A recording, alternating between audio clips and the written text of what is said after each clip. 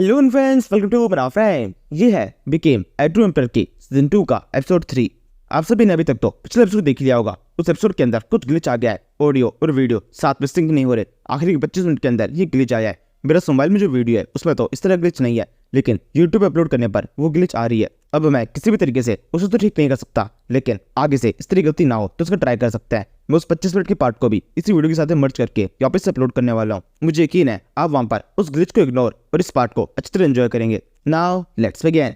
योरन बोलता है, अच्छा ऐसी बात है तो तुम्हें हम सभी से फाइट करनी होगी। चिकिते वो लूजन के ऊपर अटैक कर देता है। लूजन भी आगे बढ़ता है और इन दोनों की हवा में एक बहुत जोर टक्कर हो जाती है, जहाँ पर दिखने में से लगता है लूजन ज्यादा पावरफुल है। इस टक्कर के बाद में योरन लड़खड़ाता हुआ चेन पे जाकर गिर जाता है, लेकिन लूजन एकदम सेफली चेन पे लैंड होता है। तभी एकदम से इस टेम्पल की दीवार टूटने लगती है। दीवारों के अंदर कई सारे टेंटिकल्स अंदर आने लगते हैं और ये देखकर बच्चे बहुत घबरा जाती है। वो कहने लगती है, देखो ये वही मॉन्स्टर है जो कि इतने टाइम से मुझे खाने की कोशिश कर रहा था। ब्रदर मुझे बचाओ, किसी भी तरीके से मुझे से बाहर निकालो, ये यहाँ पर मुझे खाने के लिए आया है।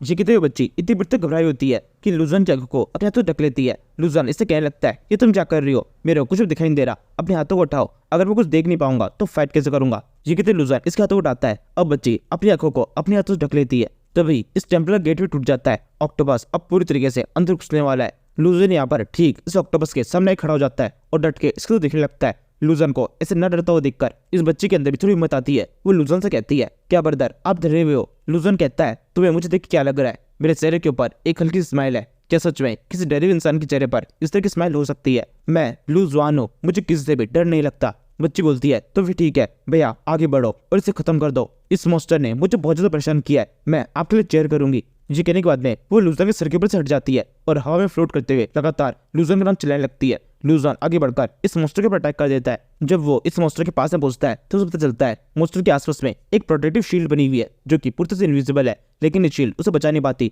लूजन के 2-3 अटैक पड़ने के साथ में शील्ड टूट जाती है और लूजन के अगले अटैक ऑक्टोपस के कुछ हाथों के ऊपर होता है। एक ही झटके में दोनों हाथ कट जाते हैं। ये देखकर बच्ची खुश होते बोलने लगती है, ब्रदर बहुत अच्छे, उसे पूरी तरह खत्म कर दो, उसके सारे हाथ काट दो और फिर उसे मार भी देना। तभी ऑक्टोपस खुद को इस दर्द से संभालता है और फिर अपनी आंखों के अंदर से कुछ लेजर्स को लूजन की तरफ शूट कर देता है। लूजन के लिए यह अटैक भी काफी नॉर्मल है। वो केवल अपने फेंकुन को जोर से घुमाने लगता है, जिसके साथ में एक शील्ड बन जाती है। अटैक ब्लॉक हो जाता है। ये चीज शायद से उस मॉन्स्टर को समझ जाती है। वो अपने अटैक के पैटर्न को बदलता है और धीरे धीरे कई सारे लेजर्स को लूजन की तरफ शूट करता है। इसके अंदर लूजन अपने सामने ड्रैगन शील्ड को ले आता है। इस शील्ड का साइज काफी ज्यादा बड़ा है। लूजन पूरी तरीके से इससे प्रोटेक्ट हो जाता है, कोई भी लेजर उसके ऊपर हिट नहीं कर पाती। फिर वो आगे कहने लगता है, मेरे पास में एक नई टाइप की शील्ड है, इसे ड्रैगन शील्ड बोलते हैं, इसे कोई भी तोड़ नहीं सकता। यहाँ पर मैं बड़े आसानी से इस मॉन्स्टर को हरा सकता हूँ, ये मेरे सामने बहुत ज्यादा कमजोर है। ये सुनकर बच्ची बोलने लगती है, ठीक है भैया आगे बढ़ो और इसे खत्म कर दो, मुझे यकीन है आप कर सकते हो। तभी इस बच्ची की तरफ एक हाथ बढ़ता है। ये हाथ है योरन का, जो कि इस बच्ची को हवा में पकड़ लेता है और फिर लूजन से कहने लगता है, बच्चे यहाँ देखो, अब ये लड़की मेरे साथ में है, ये मेरी हुई। ये सुनकर उस बच्ची को बहुत गुस्सा आता है। वो कहने लगती है, क्या मतलब है तुम्हारी हुई? मैं कोई खिलौना नहीं हूँ जो कि ऐसे ही कोई भी उठा के ले जाएगा। तुम जानते हो मैं कौन हूँ, तुमने किसके ऊपर अपना हाथ रखा है? ये सुनकर योरन उस बच्ची के मुंह को अपनी तरफ करता है और फिर उसे कहने लगता है, क्यों तुम क्या कर लोगी? तुम तो एक छोटी सी बच्ची हो जो कि खुद को प्रोटेक्ट भी नहीं कर सकती। तुम्हें केवल उस लड़के के पीछे छुपना पड़ रहा है और वो लड़का भी मेरे सामने कुछ भी नहीं है, तुम्हें बचा नहीं सकता वो। तभी वो बच्ची धीरे से एक फूंक मारती है, उसके मुंह के अंदर से एक फ्लेम बाहर निकलती है। योरन का मुंह पूरी तरह जल जाता है। योरन को यहाँ पर इस तरह के अटैक की तो बिल्कुल उम्मीद नहीं थी। तभी लूजन के साथ में कुछ होता है। उसे जैसा लग रहा था कि उसकी शील्ड बहुत मजबूत है और उसे कोई तोड़ नहीं सकता, ऐसा बिल्कुल भी नहीं है। उस ऑक्टोपस की कई सारे लेजर्स को ब्लॉक करने के बाद में जब आखिरी कुछ लेजर्स उसके ऊपर पड़ती है, वो शील्ड पूरी तरह टूट जाती है और लूजन के ऊपर भी इसका इफेक्ट कर देता है। वो घसीटता हुआ सीधे योरन के पाँव में आ गिरता है और फिर जल्दी से खुद को संभाल भी लेता है। तभी पता चलता है यहाँ पर लूजन के जिन पे गिरने के अलावा भी एक और चीज हुई है। लूजन यहाँ पर योरन के एकदम पास होके गया है। इसी वजह से उस ऑक्टोपस की जो कुछ बच्चे कुछ लेजर्स होती है वो अभी भी लूजन की तरफ ही आ रही है और लूजन और योरन पास में, इसलिए वो बची हुई लेजर्स योरन को अपना निशाना बना लेती है। योरन को बिल्कुल भी इस का अंदाजा नहीं होता। वो जोर से लेजर पट्टे के साथ में लूजन के पास में गिर जाता है। फिर लूजन योरन से बोलता है, क्यों किस चल रही है फाइट? योरन कहता है, चुप रहो और उस बच्ची को संभालो। तभी एकदम से उस बच्ची के जोर चिल्लाने की आवाज आती है। ऑक्टोपस ने उस बच्ची को पकड़ लिया है। वो चिल्लाते हुए कहने लगती है, ब्रदर आप कहां पर है, जल्दी से मुझे बचाइए। ये सुनने के साथ में लूजन तेजी से उस बच्ची की तरफ भागने लगता है, चिल्लाते हुए उस मॉन्स्टर से कहता है, मॉन्स्टर्स उस बच्ची को छोड़ दे, वो मेरे साथ में है। इस टाइम पर योरन भी उस बच्ची की तरफ भागता है और भागते हुए बोलता है, हाँ मॉन्स्टर उस बच्चे को छोड़ दे, वो मेरे साथ में है। उस ट्रेजर को मैं अपने पास में रखूंगा और खुद को पावरफुल बनाऊंगा। यही कहते हुए ये दोनों के दोनों इस ऑक्टोपस की तरफ बढ़ रहे होते हैं और फिर अपनी बॉडी के अंदर से दोनों तरह की फीलिंग्स को बाहर निकाल देते हैं। लेकिन यहाँ पर दोनों को काफी देर हो जाती है। वो मॉन्स्टर उस बच्ची को अपने मुंह के एकदम पास में जाकर एकदम से निकल जाता है। बच्ची एंड में जोर चिल्लाती है, नहीं ऐसा मत करो। लेकिन अब क्या फायदा, देर तो हो चुकी है। वो मॉन्स्टर उस बच्ची को और फिर उसकी एनर्जी को दोनों को निकल जाता है और साथ में उस मॉन्स्टर का शेप भी बदलने लगता है। अब इस मॉन्स्टर का साइज काफी ज्यादा बड़ा हो चुका है और ये एक ह्यूमन टाइप फॉर्म में आ चुका है। मतलब है तो भी मॉन्स्टर ही, लेकिन इसके 2 हाथ और 2 पांव आ चुके हैं और साथ में जो उसके एक्स्ट्रा हाथ थे वो सारे उसके मूंछों की फॉर्म में आ गए। इस तरीके से ट्रांसफॉर्म होने के साथ में मॉन्स्टर जोर से चिल्लाना शुरू कर देता है। उसके मुंह के अंदर से एक बहुत ही एनर्जी बाहर निकलती है। लू जुआन और योरान दोनों ही उसे काफी दूर जाकर गिर जाते हैं। इस मॉन्स्टर के इस पहले अटैक से ही इसकी एनर्जी का पूर्ति पता चल जाता है। ये देखकर लू जुआन सोचने लगता है ये क्या हो गया, मैं को उस लड़की को पूरी तरह से प्रोटेक्ट करना था लेकिन मैं अपने कामों को नहीं कर पाया। इस मॉन्स्टर ने उस लड़की को निगल लिया और अब इसके पास में उस ट्री स्पिरिट की पावर है। ये मैंने क्या कर दिया, मैं सच में किसी भी काम का नहीं हूँ। इस टाइम पर योरान भी कब निराश होता है। वो सोचने लगता है ये क्या हो गया, मेरे को किसी भी तरीके से उस बच्चे को हासिल करना था। यहाँ पर इसकी एनर्जी को ऑब्जर्व करने से ये मॉन्स्टर तो ताकतवर हो गया, मैं भी इतना ताकतवर हो सकता था। मेरे पास में कितना अच्छा मौका था, मैंने उसे गवा दिया है। लेकिन अब मैं इस मॉन्स्टर को छोड़ूंगा नहीं, इसने मेरे सपने तोड़ दिए हैं। इसी के साथ ही लू जुआन और योरान साथ में इस मॉन्स्टर को अटैक कर देता है। मॉन्स्टर केल्विन दाढ़ी के 2 टेंटिकल्स का यूज करके इन दोनों पर अटैक करता है और अपनी दाढ़ी के कुछ बालों की मदद से ही इन दोनों को फाइट में हरा देता है। दोनों की हालत पूरी तरह बुरा हो जाती है। लू जुआन तो किस तरीके से कुछ अटैक्स को ब्लॉक कर देता है। योरान के पीछे की साइड से एक टेंटिकल अटैक करने वाला होता है, वो सीधे उसकी बॉडी के अंदर घुसने वाला है। तभी लू जुआन सही टाइम पर उसे बचा लेता है और वहां पर एक शील्ड बनाकर अटैक को ब्लॉक कर लेता है। ये देखकर योरान कहता है लड़के तुम ये क्या कर रहे हो, तुम मुझे बचाने की कोशिश क्यों कर रहे हो, हम बिल्कुल भी एक टीम में नहीं है। लू जुआन कहता है हम एक टीम में, हम दोनों को इस मॉन्स्टर को हराना है, इसलिए साथ में काम करना होगा। तभी एकदम से लू जुआन के ऊपर भी 2 टेंटिकल्स दोनों तरफ से अटैक कर देते हैं। तभी लू जुआन की दोनों तरफ 2 बड़ी आइस की शील्ड बन जाती है। इस बार ये योरान ने किया है। लू जुआन योरान से कहता है तुम्हारा शुक्रिया, चेनिस का मतलब तुम मेरे साथ में काम करने के लिए तैयार हो। योरान कहता है हाँ बिल्कुल करना ही पड़ेगा, मैं कुछ देर के लिए तुम्हारे साथ में हूँ, चलो उस बच्चे को छुड़ाते हैं। ये कहते हुए योरान सोच रहा होता है अभी तो इस मॉन्स्टर ने उसे निगला ही है, ऐसा हो सकता है उस बच्चे की बॉडी अभी भी इस मॉन्स्टर की बॉडी के अंदर हो। अगर थोड़ी सी उम्मीद है तो मुझे कोशिश करनी होगी। इसके बाद में हम इस मॉन्स्टर के अंदर का सीन देखते हैं। यहाँ पर ये छोटी सी बच्ची हवा में लटकी हुई है, इसकी बॉडी को कुछ जंजीर की मदद से इधर उधर बांधा हुआ है। यहाँ पर लटके हुए ये कहने लगती है ब्रदर ठीक क्या हो गया, तुम्हें मुझे बचाना था लेकिन तुमने मुझे बचाया क्यों नहीं, अब जल्दी से कुछ करो, मुझे यहाँ से बाहर निकालो, मुझे यहाँ पर बिल्कुल भी अच्छा नहीं लग रहा। जब ये बच्ची से कुछ कह रही होती है तभी इसे कुछ हल्का फुल्का लू जुआन को भी सुनाई देता है। वो जल्दी से खुश होते हुए योरान से बोलता है वो बच्ची अभी भी इसके अंदर ही है और अभी भी जिंदा है, हम उसे बचा सकते हैं, चलो ये साथ में करते हैं। योरान कहता है जब तक खुशी की जरूरत नहीं है मैं तुम्हारे साथ में नहीं हूँ, मैं केवल उस बच्चे को छुड़ाना चाहता हूँ ताकि उसे खुद के लिए हासिल कर सकूं, इसलिए मुझसे ज्यादा उम्मीद मत लगाना कि मैं बाद में तुम पर अटैक नहीं करूंगा। तभी ये फाइट आगे बढ़ती है। मॉन्स्टर अपने कुछ और टेंटिकल्स को लू जुआन के ऊपर अटैक करने के लिए भेज देता है। लू जुआन अपने शील्ड से अटैक को ब्लॉक करता है और फिर योरान से कहता है तुम वहाँ पर खड़े खड़े क्या कर रहे हो, जो करना चाहो कर लेना, लेकिन अभी फाइट मेरी मत करो, मेरी शील्ड ज्यादा लंबे टाइम तक इसकी अटैक्स को नहीं रोक सकती,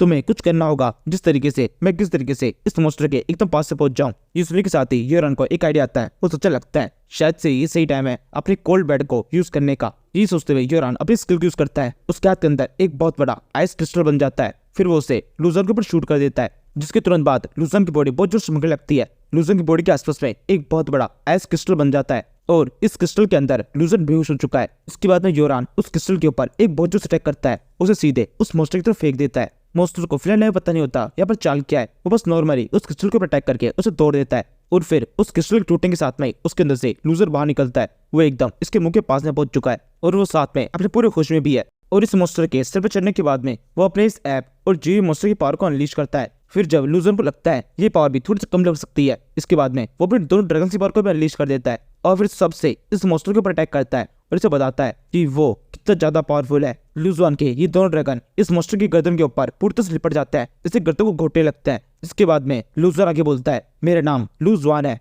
मैं वो कल्टिवेटर हूँ जिसने तियानजियो लिस्ट के अंदर अपना नाम हासिल किया था और साथ में साउथ चाइना सी के अंदर मैंने 3 साल लगातार कड़ी ट्रेनिंग की है और इस सबसे बढ़कर मैं वो कल्टिवेटर हूँ जिसने एंशिएंट ट्रेन टावर के अंदर अपने कॉम्पिटिटर में आने वाले सभी कल्टिवेटर्स को हराकर वहां पर फर्स्ट पोजीशन हासिल की है और अब मैं ऐप एम्पायर का होने वाला किंग हूँ, तुम मेरे सामने टिक नहीं सकते। लू जुआन जब इस मॉन्स्टर से फाइट करते हुए ये सब कुछ कह रहा होता है तो आसपास में खड़े हुए बाकी सारे कल्टिवेटर्स और जेंग लगातार लू जुआन की तरफ देख रहे होते हैं। तभी लू जुआन का एक फाइनल अटैक होता है। लू जुआन इस मॉन्स्टर के सर के ऊपर अपने फैंगुल से जोर से मारता है, जिससे इस मॉन्स्टर के सर में एक छोटा छेद हो जाता है और फिर वो कहने लगता है देखो मैं आ गया, मैं तुम्हें बचाने वाला हूँ, मैंने तुमसे वादा किया था कि किसी भी तरीके से तुम्हें प्रोटेक्ट करूंगा, तो अब मैं अपने वादे को निभाऊंगा। ये कहते लू जुआन उस छेद के अंदर अपने हाथ को घुसा देता है यहाँ पर लूजवान को उस बच्चे की एग्जैक्ट लोकेशन पता है। मॉन्स्टर की बॉडी के अंदर लूजवान जिस तरीके से अपने हाथ को अंदर की तरफ डाल रहा होता है, ये सब कुछ वो बच्चे अंदर की तरफ देख रही होती है और वो कहने लगती है, ब्रदर तुम्हारा शुक्रिया, तुम मेरी मदद के लिए इतना सब कुछ कर रहे हो,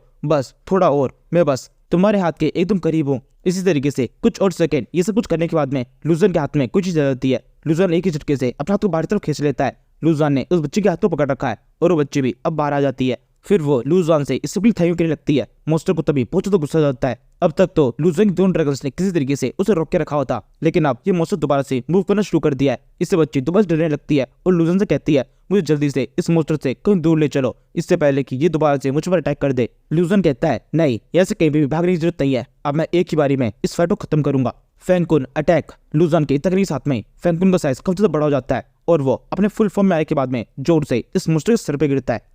मॉन्स्टर यहाँ पर स्टार्टिंग कुछ सेकंड तो फैंकुन के सामने रेजिस्ट करने की कोशिश करता है, लेकिन ज्यादा देर तक नहीं। लूजवान जैसे ही इस मॉन्स्टर के ऊपर से हटता है, फैंकुन अपना फुल प्रेशर दिखाता है और फिर जोर से इस मॉन्स्टर की बॉडी को पूरी तरह चीरते हुए एकदम जमीन तक आ जाता है, जिसके साथ में इस मॉन्स्टर की बॉडी के पूरी तरह छिलड़ उड़ जाते हैं। यहाँ पर एक फाइट खत्म होने के साथ में योहानो पहले ही लूजवान का नीचे के साइड में इंतजार कर रहा होता है। लूजवान जैसे ही जेन के ऊपर लैंड होता है, वो तुरंत ही अपनी बॉडी के अंदर से इन सारी स्वर्ड्स को दोबारा से बाहर निकालता है और फिर इन सभी को लूजवान के ऊपर अटैक करने के लिए आगे भेज देता है। ये सारी स्वर्ड्स लूजवान के आसपास में गिर जाती है। लूजवान योहानो से बोलता है, योहानो ये किस तरह की हरकत है, अभी हमने साथ में मिलकर इस मॉन्स्टर को फाइट में हराया और आप इतनी जल्दी तुम अपनी पार्टी बदलकर दोबारा से मुझ पर अटैक करने की कोशिश कर रहे हो। तुम कब समझोगे कि ये फाइट हम दोनों के बीच में है ही नहीं, तुम एक बहुत बड़े गद्दार हो जो कि अपने दोस्तों के ऊपर इस तरह से अटैक करने की कोशिश करते हो। योहानो बोलता है, दोस्त तुम मेरे दोस्त कब थे, और रही बात गद्दारी की, तो ये बात तो मैंने तुमसे पहले कह दी थी कि मैं तुम्हारे साथ में केवल कुछ देर के लिए काम करने वाला हूँ और जैसे ही ये मॉन्स्टर मारा जाएगा मैं तुम पर अटैक कर दूंगा। और अब जब मैं ये अटैक तुम्हें बताने की बात में कर रहा हूँ तो इस तरीके से ये किसी भी तरह से गद्दारी नहीं है, मैंने तुम्हें पहले ही चेतावनी दे दी थी। ये गेम अभी खत्म नहीं हुआ, यानी कि ये फाइट भी खत्म नहीं हुई, मुझे किसी भी तरीके से ये ट्रेजर चाहिए, ये बच्ची मेरे साथ में जाएगी। और तुम्हें याद है मैं तुमसे कहा था तुम्हें जिंदा रखने का एक और कारण है, तो दूसरा कारण यह है कि तुम जीयू क्लेन से बिलोंग करते हो। जीयू क्लेन के साथ में मेरी एक बहुत लंबी लड़ाई चल रही है।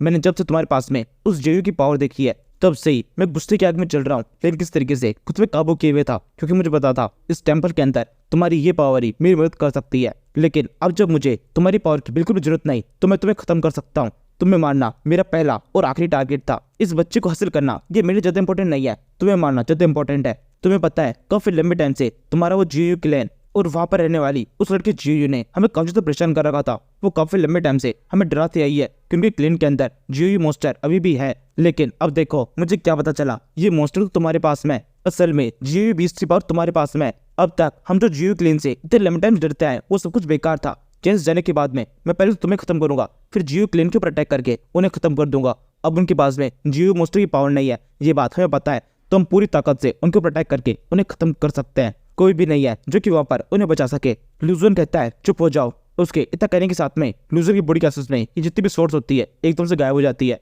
और उसका वो बड़ा सा फैंकुन दोबारा से जमीन से बाहर निकल आता है। लूजन के पंख आ जाते हैं और साथ में उसकी बॉडी के अंदर से इतनी एनर्जी बाहर निकलती है कि योरान से कुछ भी दिखा नहीं जाता, वो जैसे हवा में उड़ने सा लगता है। इसके बाद में लूजवान उस बच्ची को अपने कंधे की ओर बिठा लेता है। बच्ची कहती है ये फाइट कुछ ज्यादा लंबी चल गई है, मैं अब कब थक चुकी हूँ, तो प्लीज अब जल्दी से इस फाइट को खत्म करो। लूजन कहता है हाँ बिल्कुल, अब जल्दी ये फाइट खत्म होगी। योरन कहता है तुमने तो कुछ जल्दी पता लगा लिया, मैं तुम्हें फाइट में हराने के बाद में इस फाइट को सच में जल्दी खत्म करने वाला हूँ। तुम अभी तक इस फाइट में जीते नहीं हो। हर कंप्यूटर जिस तरह की मूव्स को फाइट में यूज करता है मैं भी उसे यूज करूंगा। मेरे पास में स्पेशल पिल है जो कि हमारे क्लेन से बिलोंग करती है और साथ में स्पेशल आर्मर भी है, तो मुझे हरा नहीं सकते। ठीक है, तो योरान इस पिल को खा जाता है और साथ में उसकी पावर बढ़ जाती है, बॉडी के ऊपर आर्मर आ जाता है। लूजन कहता है ये क्या हो रहा है, हर कोई पिल ले लेके बैठा है, इसने भी यहाँ पर फाइट के बीच में इस पिल को खाकर खुद की एनर्जी को बढ़ा लिया, ये इवॉल्व हो गया है। लेकिन हर बार की तरह इससे भी कोई रिजल्ट बदलेगा नहीं, मैं भी इसे फाइट में हरा दूंगा। योरन कहता है इतना आसान नहीं होगा। ये कहते हुए वो अपने कोल्ड फिमिक्स को लूजन की तरफ फेंक देता है। लूजन भी अपने फायर फिमिक्स को इसकी तरफ फेंकता है। यहाँ पर कोल्ड फिमिक्स के अंदर बहुत ज्यादा पावर होती है, वो बड़ी सैनी से लूजन के फिमिक्स को निकल जाता है। इसके बाद जब लूजन को लगता है कि कोल्ड फिमिक्स अगला अटैक उसके ऊपर करने वाला है, वो जल्दी से उस बच्ची को अपने कंधे के ऊपर से उतार के दूर फेंक देता है, जिसके तुरंत बाद ये कोल्ड फिमिक्स उसके ऊपर भी अटैक करके उसे भी निकल जाता है। अब यहाँ पर योरान को रोकने वाला कोई भी नहीं है, वो जल्दी से इस बच्ची के पास में आकर इसे उठा लेता है और फिर हंसते हुए इस बच्ची से बोलता है अब क्या होगा, अब तो तुम बचाने वाला कोई नहीं, अब से तुम और तुम्हारी सारी एनर्जी मेरी हुई, तुम्हारा वो प्रोटेक्टर अब मारा जा चुका है। बच्ची बोलती है नहीं, ऐसा बिल्कुल भी नहीं है, वो जिंदा है, वो यहाँ पर आकर अभी मुझे बचाएंगे, देखना तुम मारे जाओगे। योरन कहता है क्या बकवास कर रही हो तुम, मेरे कोल्ड फिमिक्स ने तुम्हारे सामने उसे निकल लिया है, उस कोल्ड फिमिक्स के अंदर का टेम्परेचर बहुत ज्यादा कम है। उसके अंदर जाने के साथ में ही उस लड़की की सारे सेंसेस काम करना बंद कर देंगे और अब तक तो उसकी बॉडी पूरी तरह जमने के बाद में एक कांच के टुकड़े की तरह बन चुकी होगी और शायद से उस फिमिक्स की बॉडी के अंदर इधर से टकराकर उसने अपनी बॉडी को पूरी तरह चूरा कर लिया होगा। उसका अब कुछ नहीं हो सकता, वो मर चुका है। वैसे अब मुझे तुमसे बात करने की जरूरत नहीं है। जिस तरीके से उस मॉन्स्टर ने तुम्हारी बॉडी को अपने अंदर ऑब्जॉर्व किया था, मैं भी सेम वैसे ही करने वाला हूँ, लेकिन केवल एनर्जी को ऑब्जॉर्व करूंगा। तुम्हें खुश होना चाहिए, तुम्हारी मौत मेरे हाथों से थोड़ी आसान तरीके से होगी। मैं एक मॉन्स्टर नहीं हूँ जो कि तुम्हें खा जाऊं। जी तो यूरान अपने पार्ट्स को यूज करता है। उसके मुंह के अंदर से एक अजीब सी व्हाइट रंग की मिस्ट बाहर निकलती है, जिसके बाद में उस बच्ची आसपास में एक आइस क्रिस्टल बन जाता है। इसके बाद बच्ची उस कोल्ड फिमिक्स को दिखती है जिसने लूजर को निकला था और फिर कहने लगती है, ब्रदर तुम कहाँ हो, जल्दी से आओ, ऐसा नहीं हो सकता, तुम मर नहीं सकते। इसी टाइम पर उस कोल्ड फिमिक्स के मुंह से एक बहुत तेज चीख निकलने लगती है। एक ही झटके में उसकी बॉडी के अंदर से एनर्जी बाहर निकलती है और एक ब्लास्ट के साथ में पूरा मॉन्स्टर ब्लास्ट हो जाता है। उस कोल्ड फिमिक्स के यहाँ पर कई सारे टुकड़े हो जाते हैं। यूरान अपने दांत पीसते हुए कहने लगता है, ये क्या हुआ, ये लड़का अभी भी चिंता है, ये मरता क्यों नहीं।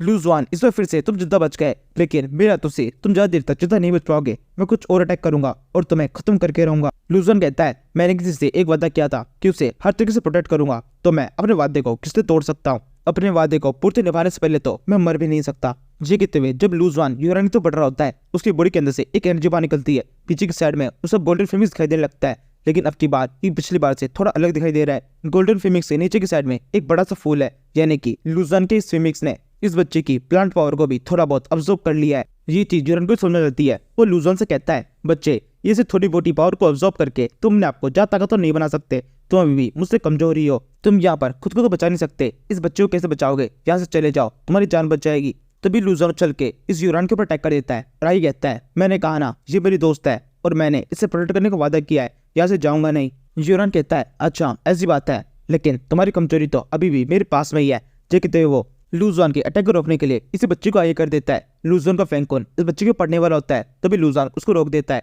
और दोबारा से जिन पर आ जाता है। यूरान को अटैक करने की तो सेम मौका मिल जाता है। वो जल्दी से अपने पास में एक स्वॉर्ड बनाकर उसे लूजवान की तरफ फेंकता है। लूजवान साइड में होकर अटैक को डॉच कर लेता है और फिर दोबारा से यूरान पर अटैक करता है। यूरान सेम टेक्निक को दोबारा से यूज करता है। लूजवान के अटैक को ब्लॉक करने के लिए बच्ची को आगे कर देता है, जिसके बाद में लूजवान को दोबारा से उठना पड़ता है। वो यूरान से गुस्सा होते हुए बोलने लगता है, यूरान ये किस तरह की हरकत है, तुम्हें सच में लड़ने की बिल्कुल भी क्षमता नहीं है, इस वजह से लगातार इस बच्चे को सामने करते जा रहे हो और इसके पीछे छुप रहे हो। अगर सच में तुम्हारे अंदर ताकत है तो खुद आगे बढ़ो और मुझसे फाइट करो। यूरान कहता है, लूजवान ये बातों का जादू मेरे ऊपर नहीं चलेगा, तुम चाहे कितनी बार भी मुझ पर अटैक कर लो, मैं हर बार इसी बच्चे को आगे करूंगा। अब अगर तुम्हारा अटैक किसी के ऊपर हिट होगा तो वो इसी बच्चे के ऊपर होगा, मुझ पर नहीं, इसलिए तुम्हारे लिए अच्छा होगा शांति से बैठ जाओ। इसके बाद में लूजवान एक आखिरी कोशिश करता है। वो दोबारा से यूरान की तरफ भागता है। यूरान इस बच्चे को सामने तरफ कर अपने हाथ में एक बड़े से वेपन को ले आता है और फिर लूजवान से कहता है, अब या तो इस बच्चे को अटैक करो या फिर मरने के लिए तैयार हो जाओ। तभी यूरान को एक बहुत ही अजीब चीज दिखाई देती है। लूजवान अटैक करने की बिल्कुल कोशिश नहीं करता और सीधे सीधे यूरान के अटैक को अपनी बॉडी के ऊपर हिट करा लेता है। यूरान का वेपन लूजवान की बॉडी के एकदम अंदर तक घुस जाता है।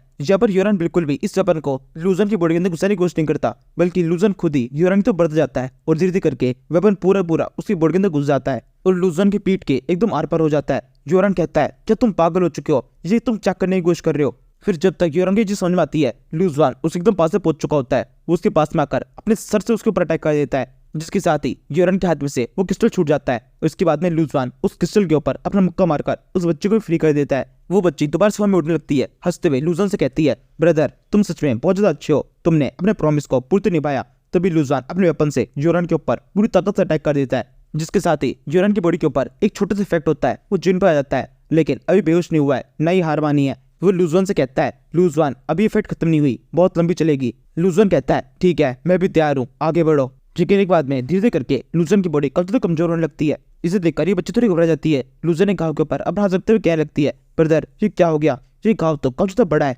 लूजवान कहता है, इतना ही बड़ा नहीं है, लड़ाई के अंदर अक्सर ही इस तरह घाव लगते रहते हैं, ये तो बहुत छोटा सा घाव है, बस कुछ ही मिनटों के अंदर ठीक हो जाएगा। यूरान कहता है, लूजवान इतनी ऊंची फेंकने की कोशिश मत करो, ये अटैक मेरे वेपन से हुआ है, इतनी जल्दी से ठीक नहीं होगा, तुम्हारी बॉडी धीरे धीरे करके कमजोर होती जाएगी। तुम यहाँ पर अब यार क्यों नहीं मान सकते, यहाँ पर जो तुम इस लड़की को बचाने की कोशिश कर रहे हो ये सब कुछ बेकार है, तुम चाहो तो हम इस एनर्जी को बांट सकते हैं। लूजवान कहता है, नहीं बिल्कुल भी नहीं, ये बच्ची पूरी तरह सेफ रहेगी और ये कोई चीज नहीं है जिसे बांटा जाए। जगह तो लूजवान अपनी बॉडी के अंदर से इस वेपन को पूरी तरह से बाहर निकल कर फेंक देता है। यूरान कहता है, तो फिर ठीक है, अब ये फाइट मैं अपने तरीके से करूंगा और ये फाइट उस जगह पर होगी जहाँ मेरी पावर तुमसे ज्यादा हो। ये कहते यूरान अपनी एक और पावर को यूज कर देता है। उसकी बॉडी के अंदर से एक बहुत ही लाइट बाहर निकलती है। फिर वो आगे कहता है, अब तुम मेरे इलाके में पहुंचने वाले हो, तैयार हो जाओ। अब फाइट काफी खतरनाक होगी। यूरान के इतने के साथ में आसपास की सारी जगह पूरी बदल जाती है। वो जो एक टेंपल के अंदर होता है वहां से टेलीपोर्ट होकर एक बहुत बड़े पहाड़ी एरिया में पहुंच जाता है। लूजन कहने लगता है ये क्या हुआ, ये हम कहाँ पर आ गए, जहाँ पर तो बहुत ज्यादा ठंड है,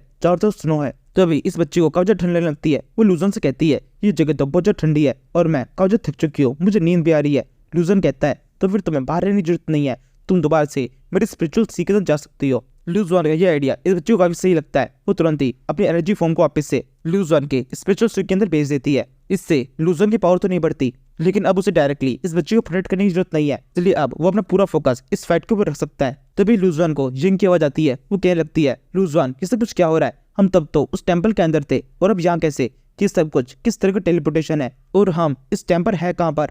तभी आसमान से यूरान की आवाज आती है ये मेरी जगह है, इसका नाम याओ रिमेल है और इस जगह का राजा मैं हूँ, जैसे कोई भी जिंदा बच के नहीं निकल सकता। तुम में से अब हर एक मारा जाएगा। कि तुमने कभी सुना है कि बर्फ के अंदर तुम जल के मर गए, इसी का एहसास तुम्हें अब होने वाला है। ये कहते हुए यूरान अपनी स्किल यूज कर देता है। वो इस टाइम पर एक बर्ड के फॉर्म में आसमान में काफी सारे बर्फ के बादल दिखाई देने लगते हैं और फिर जोर से जिन पे गिर जाता है। जब रास्ते जितने भी कल्टिवेटर होते हैं जिनके ऊपर भी ये बर्फ के बादल गिरते हैं उनकी बॉडी बहुत बुरी तो जम जाती है, लेकिन ये इफेक्ट थोड़ा सा बर्फ से अलग होता है। एकदम धीरे धीरे करके ये बर्फ का जमना होता है, इससे कल्टिवेटर की बॉडी पूरी तरीके से कांप जाती है। कल्टिवेटर बहुत जोर से चिल्लाना शुरू कर देता है। वो लोग कहता है ये सब क्या हो रहा है, कोई हमारी मदद करो, और ये कहते हुए उनका मुंह बंद हो जाता है और पूरी बॉडी उससे बिखर जाती है। तभी जिंग कुछ कल्टिवेटर्स को एक जगह पे इकट्ठा कर उसके ऊपर एक शील्ड बना लेती है। सबके सब उस शील्ड के ऊपर अपनी एनर्जी डालता है और उसे बनाए रखने की कोशिश करता है। इस शील्ड के अंदर इस टाइम पर जो 4 लोग हैं इनमें से एक यूरान के साथ का भी है। वो यूरान से बोलने लगता है बॉस ये क्या कर रहे हैं, हम तो आपके साथ में हैं, हमने आपको अपना बॉस माना है, क्या आप इस तरीके से हम पर अटैक कर देंगे।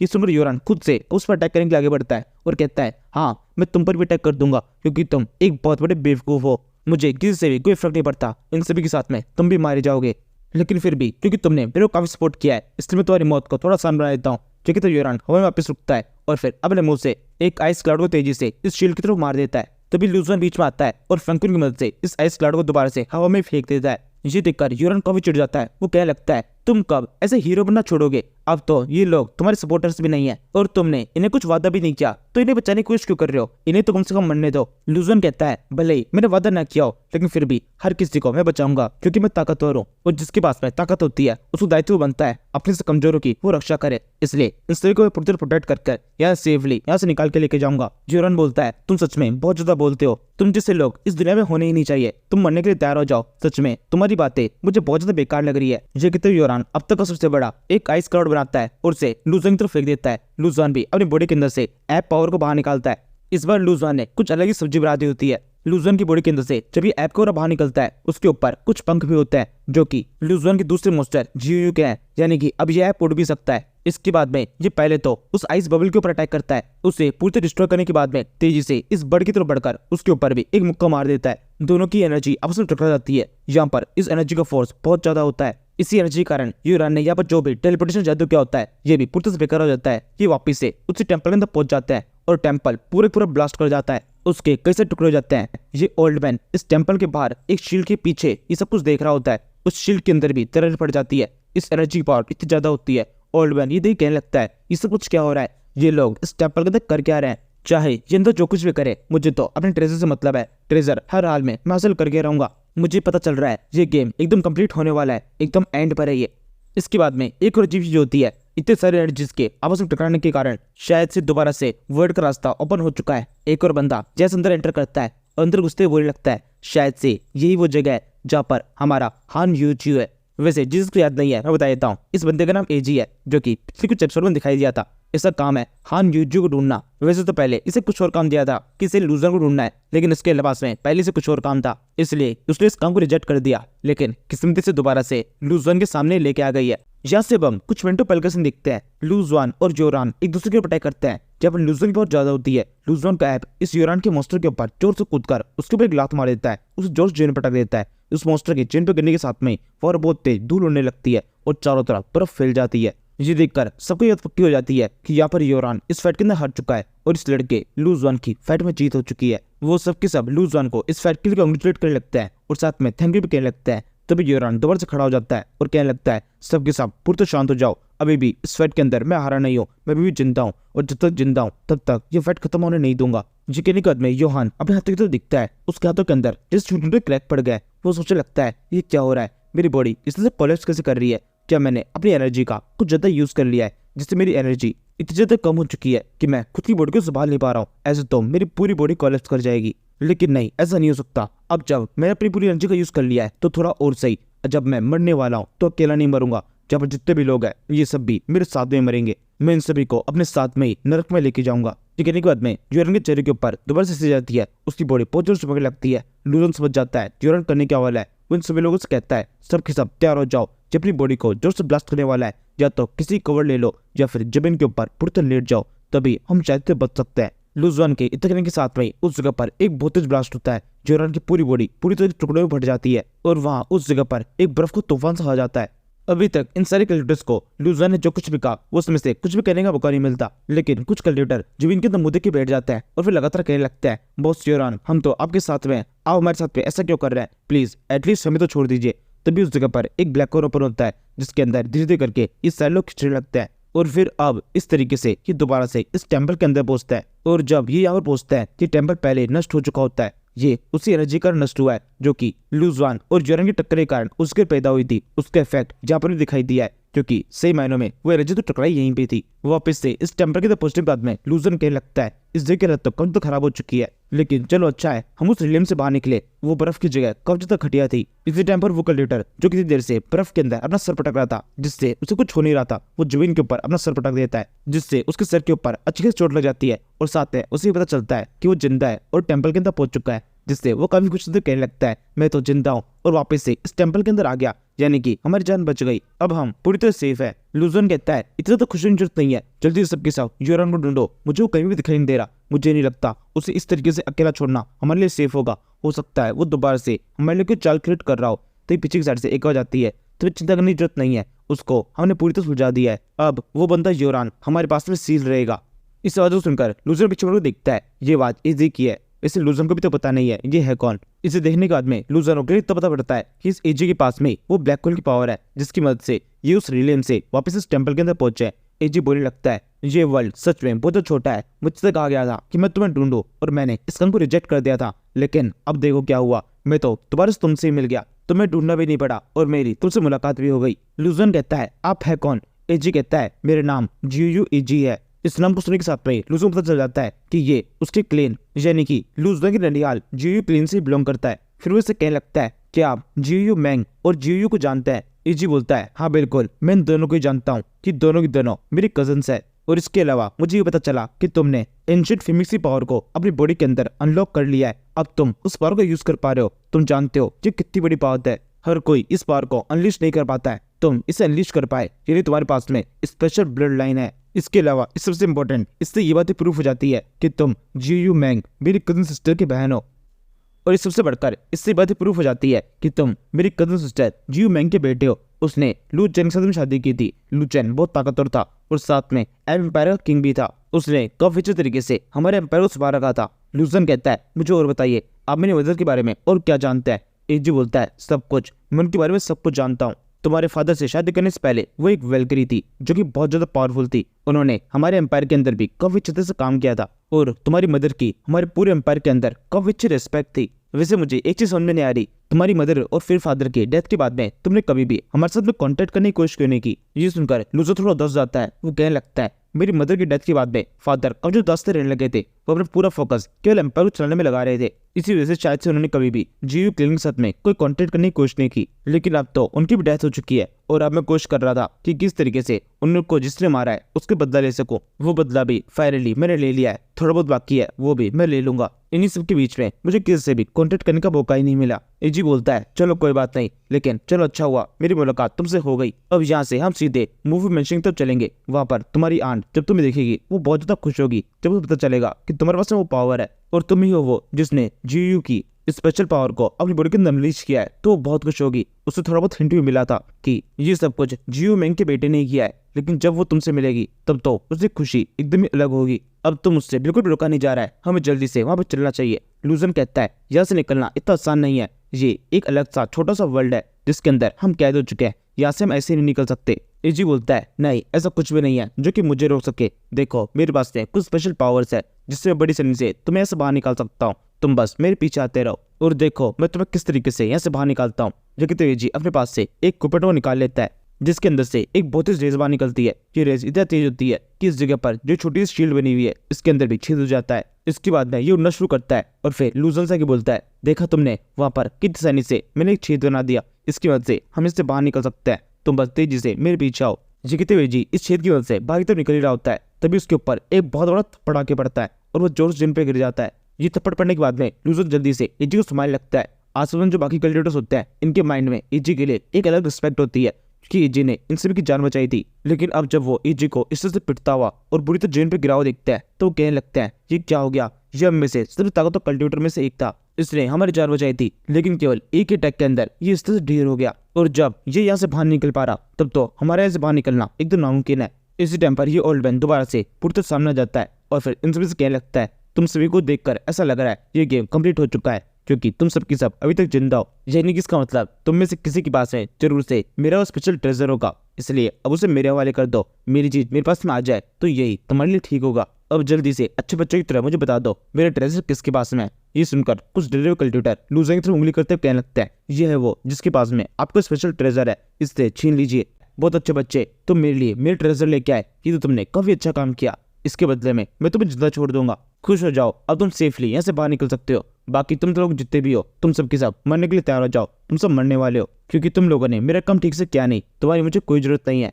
यूजरी के साथ में सभी कल्टिवेटर दोबारा ठहर जाता है। लूजवान आगे बढ़ते बोलने लगता है तुम्हारा ट्रेजर मेरे पास में है, लेकिन ये ट्रेजर अब मैं तुम्हें दे नहीं सकता, और इसके अलावा ये बाकी जितने भी कल्टिवेटर्स है इन सभी को भी मैं सेफ जगह से बाहर निकालना चाहता हूँ, इसलिए ये सब मेरे साथ में जाएंगे और तुम हमें रोकने की कोशिश नहीं करोगे। ओल्ड मैन बोलता है क्या सच में तुम्हें ऐसा लगता है तुम सबकी सब यहाँ से निकल सकते हो? मैं तो केवल एक को ही जाने दूंगा और वो भी तब जब मुझे मेरा ट्रेजर मिल जाएगा। अगर तुम चाहो तो एक को जाने देने की बात भी मैं कैंसिल कर सकता हूँ, अब तुम भी ये भी मारे जाओगे।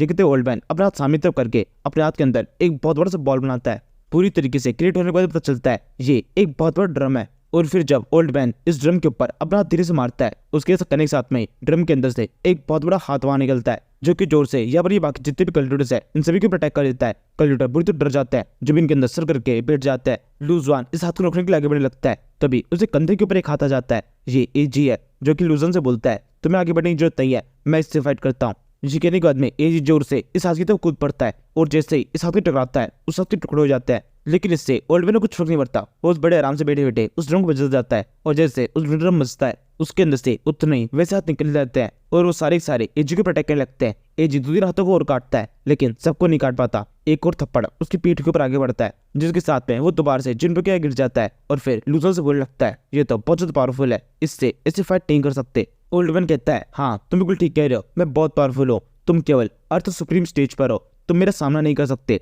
तुम्हारा मास्टर शायद से मुझ जय नहीं था जो कि कभी मेरा सामना कर सकता था, बाकी और किसी के अंदर बिल्कुल भी दम नहीं है। यहाँ पर इस टाइम पर जो सबसे ताकतवर पर्सन है वो मैं हूँ और मैं एक स्टार डिटी हूँ, तुम मुझसे फाइट नहीं कर सकते। एजी बोलता है इतना खुश मत हो, तुम्हें क्या लग रहा है मुझे कुछ भी पता नहीं है, मैंने तुम्हारी बॉडी को पूरी तरह स्कैन कर लिया है, मुझे पता है तुम इस टाइम पर अपनी पूरी लाइफ के सबसे वीकेस्ट स्टेज पर हो, तुम बहुत ज्यादा बूढ़े हो चुके हो और जल्दी मारे जाने वाले हो। ओल्ड मैन बोलता है बहुत अच्छे, तुमने मेरी बॉडी को स्कैन कर लिया तो तुम्हें पता चल गया मेरे को किस तरह की बीमारी है और मैं मर सकता हूँ, तो फिर अब तो तुम्हें मेरी मदद करनी चाहिए, तो जल्दी से इस लड़की से बोलो और वो ट्रेजर मेरे हवाले कर दो। लूजन कहता है नहीं तुम्हें वो ट्रेजर नहीं मिलेगा, अब मुझे समझ में आ रहा है तुम्हें वो क्यों चाहिए, क्योंकि तुम उसकी प्लांट पावर का यूज करके अपनी इंजरीज को पूरी तरह ठीक करना चाहते हो, तुम्हें पता है इसका कितना ज्यादा नेगेटिव इफेक्ट उसके ऊपर होगा। ये सुनकर ओल्ड मैन खड़ा हो जाता है और फिर आगे बोलने लगता है यानी कि मैं सब कुछ सही था, तुम सच में इस काबिल हो कि इस टेंपल के अंदर आकर उस ट्रेजर को अपने तरफ हासिल कर सको। अच्छा वो मैंने तुम्हें इस गेम में शामिल कर लिया और अब तुम्हारे पास में वो स्पेशल ट्रेजर है जो कि मुझे चाहिए।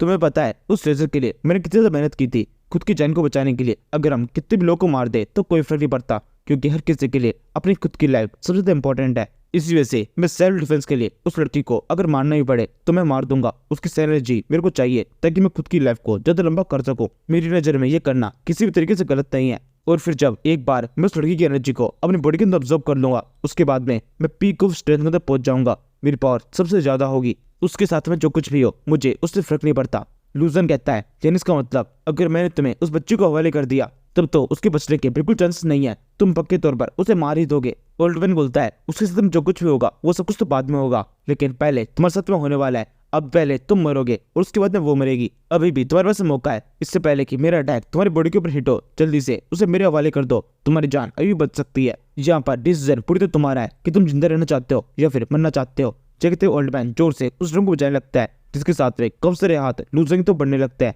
लूजन जैसे ही एक हाथ के ऊपर अटैक करके उसे काटता है, अपने असुस में और भी सेम से हाथ पाता है, जिसे देखने के साथ में वो वहां से भागना शुरू कर देता है, लेकिन ये सारे हाथ उसका पीछा करते हैं। तभी ओल्ड मैन अपनी मुट्ठी बंद करता है, उसके साथ करने के साथ में उसके ऊपर अब एक बहुत बड़ा सा मुक्का बन जाता है और अब ये मुक्का लूजन तो बनने लगता है। लूजन इसे ड्रॉस नहीं कर पाता, मुक्का पड़ने के साथ में वो तेजी से इस समुद्र के अंदर जाके गिर जाता है।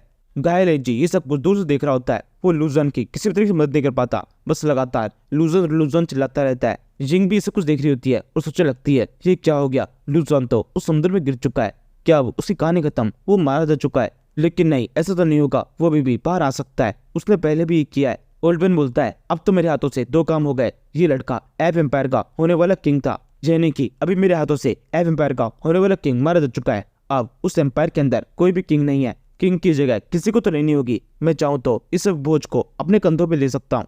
इसके बाद में हम लूजर को देखते हैं जो कि तेजी से इस समुद्र के अंदर गहराई के अंदर जाता जा रहा है। एकदम समुद्र की गहराई पहुंचने के बाद में उसे होश होता है, उसे पता चलता है वो इस टाइम पर एक बड़े से बबल के अंदर है और वो उठते हुए कहने लगता है क्या मैं मारा जा चुका हूँ। उसे किसी की आवाज आती है, नहीं तुम अभी तक जिंदा हो। ये कहते हुए एक बच्चा उस जगह पहुंचता है जो कि फैंकुन के बैठा होता है। लूजन कहता है तुम हो कौन? वो बच्चा बोलता है तुम मुझे सोल ऑफ होली रिलिक समझ सकते हो। लूजन कहता है यानी इसका मतलब तुम फैंकुन हो, तुम फैंकुन के अंदर से निकले हो। बच्चा बोलता है हाँ बिल्कुल, तुम ये भी समझ सकते हो, तुम जितने हैंडसम हो तुम्हारा दिमाग भी उतना तेज चलता है। लूजन कहता है मेरे पास में तुमसे ज्यादा बात करने का टाइम नहीं है, वो ऊपर की साइड में एक लड़ाई चल रही है, एक ओल्ड मैन मेरे को बुरी तरह पीट रहा है, मुझे जल्दी से कोई तरीका निकालना होगा जिससे मुझसे फाइट कर सकूं।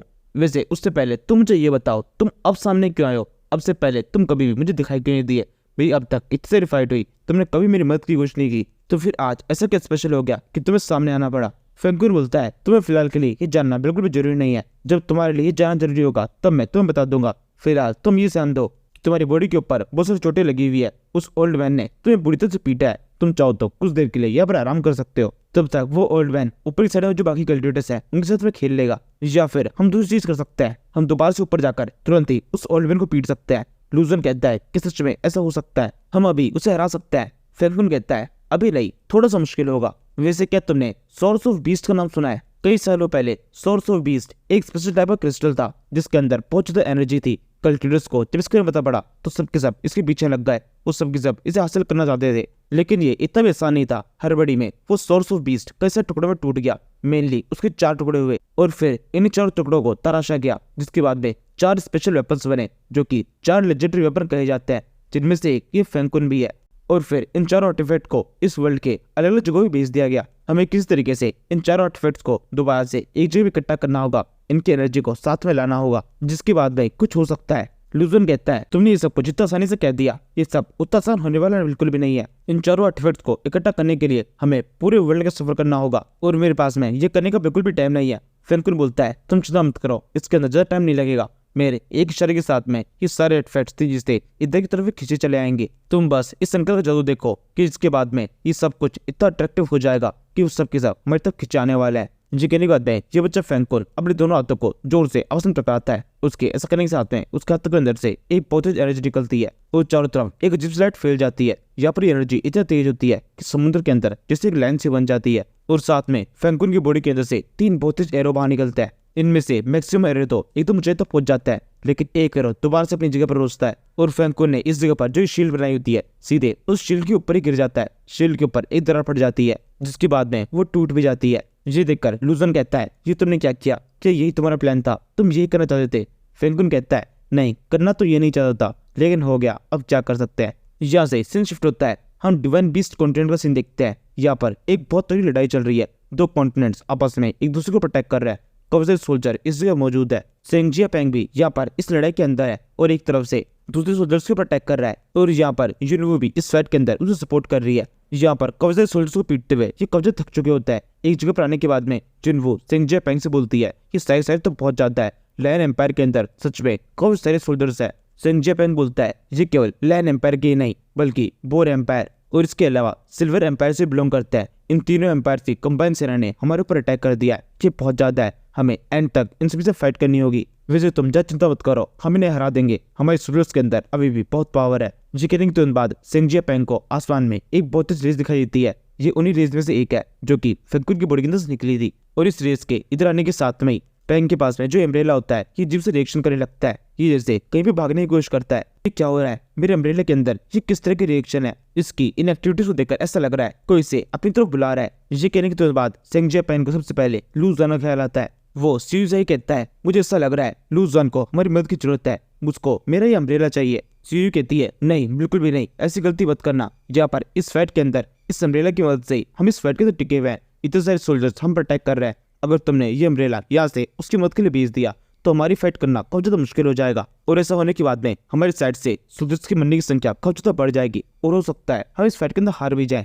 सेंग जियापेंग बोलता है लेकिन फिर लू ज़ुआन क्या, उसे भी तो मदद चाहिए। और अगर उसने मुझे मदद के लिए बुलाया है तो जरूर से कोई ना कोई बड़ी बात होगी। वो जरूर से एक ऐसी सिचुएशन के अंदर होगा जहाँ पर उसे मेरी मदद चाहिए ही हो। मुझे एटलीस्ट अपने वेपन को उसकी मदद के लिए भेजना ही होगा। सीयू बोलती है ठीक है सेंग जियापेंग, तुम जो चाहे वो कर सकते हो। यहाँ पर तुम जो भी डिसीजन लोगे उसके अंदर मैं तुम्हें सपोर्ट करूंगी। तुम्हारे इस वेपन के बिना भी हम आखिरी तक इस फाइट को आगे बढ़ाएंगे। सीयू के इतना कहने के साथ में सेंग जियापेंग बिना ज्यादा सोचे अपने वेपन को फ्री कर देता है। वेपन हाथ में छूटने के साथ में तेजी से हवा की ऊंचाई में कहीं और चला जाता है। ये देखकर सीयू कहने लगती है सेंग जियापेंग तुम तो बहुत कमाल के हो, अपनी दोस्त की मदद करने से पहले तुमने एक सेकंड के लिए सोचा भी नहीं कि यहाँ पर ये वेपन तुम्हारे भी काफी ज्यादा काम आ सकता है। सेंग जियापेंग बोलता है तुम चिंता मत करो, यहाँ पर हम इसके बिना भी अच्छी तरह संभाल लेंगे। मैं बस इतना चाहता हूँ कि लू ज़ुआन पूरी तरह सेफ रहे। इसके बाद में हम दोबारा से इस वर्ल्ड के अंदर बने हुए टेम्पल का सीन दिखता है। यहाँ पर लू ज़ुआन दोबारा से समुद्र के बाहर निकल चुका है और इस ओल्ड मैन से फाइट कर रहा है। ओल्ड मैन ने इस ड्रम को बजाना काफी तेज कर दिया है, जिसके साथ में उसकी बॉडी के अंदर से एक बहुत बड़ा सा ऑरा बाहर निकलता है। ये कुछ समुराई टाइप का हो रहा है जो कि हवा में अपनी स्वॉर्ड को जोर से घुमाने लगता है, जिसके साथ में कई सारी सेलेस्टियल लूजिंग तो पड़ने लगती है। लू ज़ुआन काफी तेजी से इधर उधर कूद के अटैक को डॉच करता है और फिर इसके बाद में अपने फेंगकुन से बोलता है क्या हुआ, इस सब के अंदर तो बहुत टाइम लग रहा है, अभी तक वो यहाँ पर आए क्यों नहीं? तुमने तो कहा था वो यहाँ पर तुरंत ही आ जाएंगे। फेंगकुन बोलता है कुछ देर रुको तो सही, वो काफी ज्यादा दूर है, आने में टाइम तो लगेगा ही। फेंगकुन के इतना कहने के साथ में पहले वेपन उस जगह पहुंच जाता है। वो तेजी से एक सेलेस्टियल के ऊपर अटैक करके उसे तोड़ देता है। ये सेंग जियापेंग का छाता है जो कि सबसे पहले इस जगह पहुंच जाए। इसे देखकर लू ज़ुआन कहने लगता है सबसे पहले ये आ चुका, मुझे पता था मेरा दोस्त मुझे निराश नहीं करेगा। तभी एकदम से उस छाते के अंदर से एक मरमेड टाइप की छोटी सी इंसान से बाहर निकलती है और इसे देखकर ऐसा लग रहा है कि बहुत ज्यादा थकी हुई है, इसे नींद आ रही है। ये वासी लेते हुए लू ज़ुआन से कहने लगती है कौन है वो जिसने मुझे यहाँ पर बुलाया, बताओ तुम्हें मुझसे क्या काम है? लू ज़ुआन कहता है क्या तुम वही हो, तुम इस अम्ब्रेला की स्पिरिट हो? मरमेड बोलती है हाँ मैं वही हूँ। अब क्या तुम मुझे जल्दी से कोई काम बताओगे ताकि उसे कंप्लीट करने के बाद में मैं दोबारा सोने के लिए जा सकूं, मुझे बहुत तेज नींद आ रही है। लू ज़ुआन कहता है क्या सच में तुम सेंग जियापेंग के उस वेपन की स्पिरिट हो? मैंने ऐसी स्पिरिट की तो उम्मीद बिल्कुल भी नहीं की थी। ओल्ड मैन बोलता है तुम इधर देखो, मुझसे फाइट करो, अभी तक ये फाइट खत्म नहीं हुई है। ये कहते दोबारा से उस ड्रम को बजाना शुरू करता है। उसके साथ में समुराई दोबारा से लू ज़ुआन को अटैक कर देता है। लू ज़ुआन इस मरमेड से बोलता है अब तुम चाहे जैसी भी हो यहाँ पर आकर मेरी मदद करो, मुझे इससे फाइट करनी है। ये ओल्ड मैन मेरा एक बहुत बड़ा दुश्मन है। मरमेड बोलती है तो फिर ठीक है मैं तुम्हारी मदद करती हूँ, लेकिन एक बात तो ध्यान रखना मैं केवल एक वेपन हूँ, मुझे कैसे यूज करना है ये तुम्हें सोचना होगा। ये कहने के बाद में ये मरमेड खुद को वापस एक छाते के अंदर डालकर फिर एक शील्ड के अंदर कन्वर्ट कर देती है। लू ज़ुआन उसे अपने हाथ में पकड़ लेता है और फिर इसकी मदद से इस समुराई के वेपन को पूरी तरह ब्लॉक करता है और फिर फेंगकुन से बोलता है चलो एक तो आ गया, लेकिन बाकी हो क्या, उनको आने में कितना टाइम लगेगा? वो सारे वेपन्स यहाँ पर आएंगे भी या फिर नहीं? यहाँ से अब हम नॉर्थ टेरिटरी के सिंजो नाम की जगह से दिखते हैं। ये एक बर्फ का इलाका है जहाँ पर दो बड़ी बड़ी सेनाएं एक दूसरे के सामने है। कुछ सोल्जर्स भेड़ियों की ओर बैठे हुए हैं तो कुछ लायंस के ऊपर। ये लड़ाई वुल्फ एम्पायर और लायन एम्पायर के बीच में हो रही है। यहाँ पर ज़माया भी एक वुल्फ की ओर बैठी हुई है और ज़माया ने अपना सिस्टर मोड एक्टिवेट कर रखा है, यानी कि ज़माया की सिस्टर उसकी बॉडी कंट्रोल कर रही है। ये यहाँ पर अपने साइड के सारे सोल्जर से बोलने लगती है लायन एम्पायर हम पर अटैक करने के लिए आ गया है, उसके पास में काफी सारे सोल्जर्स है लेकिन हम भी किसी से कम नहीं है, हम अभी इन सभी को प्रोटेक्ट करके इन सभी को यहाँ पर खत्म कर देंगे। इस फाइट के अंदर हमारी जीत होगी और हमारा वुल्फ एम्पायर लायन एम्पायर के इस अटैक को पूरी तरह से रोक देगा। ज़माया के इतना करने के साथ में वो बड़ी जो सोल्जर्स होता है इन सभी के अंदर भी पूरा जोश आ जाता है। ये सब के सब उन दूसरे सोल्जर्स के ऊपर अटैक करना शुरू कर देता है। तभी ज़माया के पास में जो नेकलेस होता है ये जोश चमकने लगता है। ये देख के लगती है ये क्या हो रहा है? नेकलेस के अंदर इस तरह की चमक लास्ट टाइम तब दिखाई दी थी जब मैं उस लड़के लू ज़ुआन के साथ में थी। क्या इसका मतलब ऐसा हो सकता है? ज़माया के इतना करने के साथ में उस आसमान में एक बहुत ही स्ट्राइक दिखाई देती है। इसे देखने के साथ में इसी भी टैंक की तरह ये सब हो जाता है कि लूजान को उसकी मदद की जरूरत है। लूजान को स्पेशली उसका वो ये पेंडेंट चाहिए। और साथ में जमाया की बहन को ये भी एहसास हो जाता है कि लूजान किसी खतरे में है। इसके अंदर जमाया सामने की तरफ लायन एम्पायर की उस बड़ी सेना को देखती है और फिर कहने लगती है, लेकिन नहीं, ऐसा नहीं हो सकता। मैं अपने इस स्पेशल पेंडेंट, इस लेजेंडरी वेपन को बिल्कुल भी उस लड़की की मदद के लिए नहीं भेज सकती, क्योंकि यहाँ पर इस फाइट के अंदर हमें इसकी जरूरत है। अगर यहाँ पर हमने इस फाइट के अंदर इस मून वेपन का यूज नहीं किया तो हम पूरी तरीके से इस फाइट के अंदर हार जाएंगे। किसी दूसरे एम्पायर के एक लड़की को बचाने के लिए मैं अपने पूरे एम्पायर को दांव पे नहीं लगा सकती। बिल्कुल भी अपने एम्पायर के ऊपर रिस्क लेना एक बेवकूफी होगा। तभी गोडाउ इस जगह पहुंच जाता है। उसने जमाई की सारी बातें सुन ली है। वो उससे कहने लगता है, नहीं एम्प्रेस, आप ऐसा नहीं कर सकती। एक बार उस लड़की लूजान ने आपकी जान बचाई थी। उसने आपको बचाकर हमारे पूरे एम्पायर के ऊपर एक बहुत बड़ा उपकार किया है, और अब जब उसे हमारी मदद की जरूरत है तब उसकी मदद के लिए किसी को ना भेजना बहुत ज्यादा गलत होगा। जब आपको मदद की जरूरत थी तब तो आपने उससे अपना पेंडेंट दे दिया, लेकिन अब इस तरीके से इस पेंडेंट के लिए मना कर देना बिल्कुल गलत है। और रही बात इस फाइट की, तो इस फाइट के अंदर हम अभी भी जीत सकते हैं। हमारी सेना के अंदर अभी भी काफी सारे सोल्जर्स बाकी है। मैं भी अपनी सेना की एक बहुत बड़ी टुकड़ी लेकर इस जगह पर आ गया हूँ। मुझे यकीन है जब तक आप हमारे साथ में तब तक हम इस पेंडेंट के बिना भी इस फाइट के अंदर जीत सकते हैं। ये सुनने के बाद में जमाया को अपने अंदर से ओरिजिनल जमाया की आवाज आती है। वो कहने लगती है, सिस्टर प्लीज उसकी मदद कीजिए। जमाया की बहन बोलती है, जमाया तुम क्या चाहती हो? सच में तुम चाहती हो हमारे एम्पायर के ऊपर इतना बड़ा रिस्क ले ले? क्या उस लड़के लूजन को बचाना इतना ज्यादा इंपॉर्टेंट है? ऐसा हो सकता है ये तुम्हारे लिए बहुत ज्यादा इंपॉर्टेंट हो, क्योंकि तुम सब कुछ दिल से सोच रही हो, लेकिन कुछ चीजें दिमाग से सोचनी होती है। इस फाइट के अंदर हम इसके बिना हार सकते हैं, और यहाँ पर ऐसा भी हो सकता है इस फाइट के अंदर हम इस वेपन के बिना भी जीत जाए, लेकिन फिर भी हम अपनी फैमिली के इतने स्पेशल वेपन को ऐसे किसी को भी नहीं दे सकते, और केवल एक सिग्नल को देखकर तो बिल्कुल भी नहीं। सोल्जर्स आगे बढ़ो, लायन एम्पायर के सभी सोल्जर्स को पूरी तरह से खत्म कर दो। ये फाइट आज यहीं पे खत्म होनी चाहिए। जमाया के इतना कहने के साथ में ये फाइट दोबारा से पूरी तरीके से शुरू हो जाती है। और वहीं दूसरी तरफ उस दूसरे वर्ल्ड के अंदर लूजान अभी भी अपने हाथ में इन दोनों लेजेंडरी वेपन्स को पकड़े हुए तीसरे वेपन के अपने पास से पहुंचने का इंतजार कर रहा होता है। उसके पास में 2 लेजेंडरी वेपन है, लेकिन फिर भी इस ओल्ड मैन को फाइट में हराने के लिए ये काफी नहीं है। उसे 4 लेजेंडरी वेपन चाहिए। यहाँ पर लूजान को पूरी उम्मीद है मून पेंडेंट तो उसके पास में आ जाएगा, लेकिन चौथे वेपन की उसको बिल्कुल उम्मीद नहीं है, क्योंकि वो लायन एम्पायर के अंदर है। और लायन एम्पायर के साथ में तो लूजान की पहले काफी बड़ी लड़ाई चल रही है। लूजान ने पहले लायन एम्पायर की इस दूत की, और उसके बाद में लायन एम्पायर के इस प्रिंस की काफी अच्छी खासी इंसल्ट की थी। तो ये लोग तो अपना वेपन किसी भी हाल में लूजान की मदद के लिए नहीं भेजेंगे। बाकी तो सीरीज में देखते हैं आगे क्या होता है, किस तरीके से लूजान इन 4 आर्टिफैक्ट्स को एक जगह पर इकट्ठा करता है, और कर पाता भी है या फिर नहीं। फिलहाल के लिए यहीं पर इस एपिसोड को खत्म कर देते हैं। Thank you for watching.